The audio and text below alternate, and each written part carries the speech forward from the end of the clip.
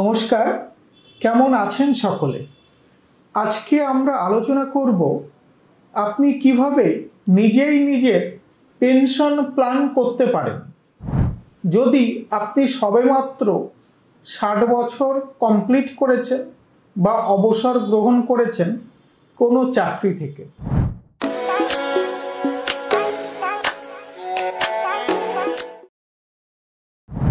দেখুন, pension plan জীবনের একটা গুরুত্বপূর্ণ অংশ।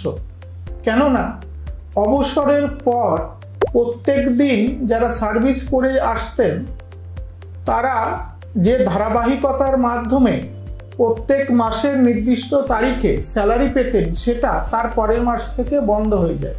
এটা কেবলমাত্র অফিসে যাওয়া বন্ধ হয়ে যাওয়ার মানসিক শকই নয়, তার সাথে একটা আর্থিক শকও বটে। এটাকে কাটিয়ে ওঠার জন্য কিভাবে নিজেই নিজের প্ল্যানিং করবেন যাতে করে আপনার অর্থ বিনিয়োগের মাধ্যমে কেবলমাত্র ফিক্সড ডিপোজিটের মতো একটা অচল পাথর হয়ে না থেকে যায় এবং এর উপর ভিত্তি করে আরও ব্যাপক রিটার্ন আপনি জেনারেট করতে পারেন। কেবল নিজের জন্য নয়, আপনার ফ্যামিলির জন্য বটে। ধরা যাক আপনি অবসরকালীন ভাতায় 50 লাখ টাকা পেলেন, অথবা আপনি প্ল্যান এমনভাবে করলেন যে 50 লাখ টাকা আপনি এমনভাবে বিনিয়োগ করবেন যার উপর ভিত্তি করে প্রত্যেক মাসে আপনি একটা টাকা পাবেন, যে টাকাটা ব্যাংকে এমআইএস এর মাধ্যমে যা পান তার থেকে বেশি হবে। তার সাথে বোনাস হিসেবে থাকবে আপনার ইনভেস্টমেন্টের উপর আরও বাড়তি আয়। কিভাবে দেখুন, সেটা দেখব। আমরা 50 লাখের ইনভেস্টমেন্ট ধরছি। এই যে 50 লাখের ইনভেস্টমেন্ট, এর উপর ভিত্তি করে প্রত্যেক মাসে আমরা 50,000 করে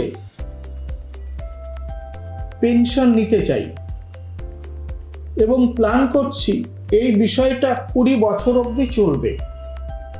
অর্থাৎ দেখুন, প্রথমে টোটাল ইনভেস্টমেন্ট 50 লাখ লিখেছি, উইথড্রয়াল পার মান্থ লিখেছি 50,000। এক্সপেক্টেড রিটার্ন, এটা খুব ইম্পর্টেন্ট, আমরা ক্যালকুলেট করেছি 18%। টেনিওর নিয়েছি 20 বছর, অর্থাৎ 60 বছর থেকে 80 বছর। 60 বছরে যদি আপনি শুরু করেন, এটা 80 বছর অবধি কন্টিনিউ করবে। এই প্যারামিটারের উপর ভিত্তি করে আমরা ক্যালকুলেশনটা রেখেছি। এটাকে আমরা এসডব্লিউপি বা সিস্টেমেটিক উইথড্রয়াল প্ল্যান হিসাবে চিহ্নিত করে থাকি। মিউচুয়াল ফান্ডের এমনই একটা ম্যাজিক এখানে আছে যে 50 লাখ টাকা আপনি রাখলেন অ্যাট এ টাইম এবং প্রত্যেক মাসে 1% করে, অর্থাৎ 50,000 টাকা করে আপনি উইথড্র করছেন। এই যে 50,000 টাকা করে আপনি উইথড্র করছেন, এখানে 20 বছর ধরে আপনি টাকাটা তুলছেন, মানে পেনশন হিসাবে পাচ্ছেন। তারপরে আপনি কি পাচ্ছেন দেখে নিন। তারপরে ফাইনাল ভ্যালু 20 বছর পরে পাচ্ছেন 4,19,47,111। তাহলে প্রথম আমি কি বললাম, আপনি 50,000 টাকা যদি এমআইএস এর মাধ্যমে ব্যাংক কিংবা পোস্ট অফিসে রাখতেন, সেক্ষেত্রে আপনার রিটার্ন কি ছিল? আপনার রিটার্ন 6% রেটে যদি আমি রিটার্ন ক্যালকুলেশন করি, সেক্ষেত্রে 30,000 টাকার কাছাকাছি আপনি রিটার্ন পেতেন, বা আরেকটু কম হবে যেহেতু ওটা 12 মাসে ক্যালকুলেশনটা হচ্ছে। ধরে নিলাম 25,000 টাকার কাছাকাছি আপনি রিটার্ন পেতেন প্রত্যেক মাসে। এখানে আপনি প্রত্যেক মাসে 50,000 টাকা করে উইথড্র করছেন। এতক্ষণ পর্যন্ত যতটা আপনি শুনলেন তার জন্য আপনাকে নিশ্চিতভাবে ধন্যবাদ জানাই, এবং আমরা আরও খুশি হব যদি আমাদের চ্যানেলটি সাবস্ক্রাইব করেন, লাইক করেন, শেয়ার করেন। কেননা আপনার একটা লাইক, একটা শেয়ার, একটা সাবস্ক্রাইব আমাদেরকে আরও অনেক কিছু করার মোটিভেশন আনবে। বিষয়টা এরকম যে 20 বছরের জন্য আপনি আপনার যা ফান্ড আছে সেই ফান্ডটাকে একটা জায়গায় রেখে দিলেন এবং সেই ফান্ডটাকে গ্রো হওয়ার সম্ভাবনা তৈরি করে দিলেন এবং প্রত্যেক মাসে সেখান থেকে আপনার জীবন ধারণের জন্য 50,000 টাকা করে তুলে নিলেন। তাহলে একদিকে প্রত্যেক মাসে আপনি একটা আয় করছেন, যেটা আপনার পেনশন হিসাবে আপনি পাচ্ছেন, সেলফ পেনশন, নিজের প্ল্যান করলেন। তার সাথে কি করলেন? তার সাথে আপনার যে কষ্টার্জিত টাকা, আপনার যে ফান্ড, সেই ফান্ডটাকে গ্রো হওয়ার সুযোগ দিলেন। সে 20 বছর ধরে গ্রো হতে থাকলো। গ্রো হতে হতে 20 বছর পরে গিয়ে যখন এককালীন টাকাটা তুলবেন, তখন সেটা আর 50 লাখ থাকবে না। সেটা এখানে যে এক্সাম্পল দেখানো হয়েছে, ক্যালকুলেশন দেখানো হয়েছে, সেটা 4,19 লাখ। অর্থাৎ আপনি যে টাকাটা রেখেছিলেন তার 8 গুণেরও বেশি। কোথায়? পুরোপুরি ম্যাথামেটিক্যাল ক্যালকুলেশন। এবং এই যে ম্যাথামেটিক্যাল ক্যালকুলেশন, এখানে আপনাকে কি করতে হচ্ছে? টাকাটা এমন জায়গায় রাখতে হচ্ছে এবং খুব জুডিশিয়াসলি ফান্ড ম্যানেজমেন্টটা খুব ভালোভাবে করতে হবে, যেন 50 লাখ টাকা আমি একই ফান্ডে না রেখে দিই।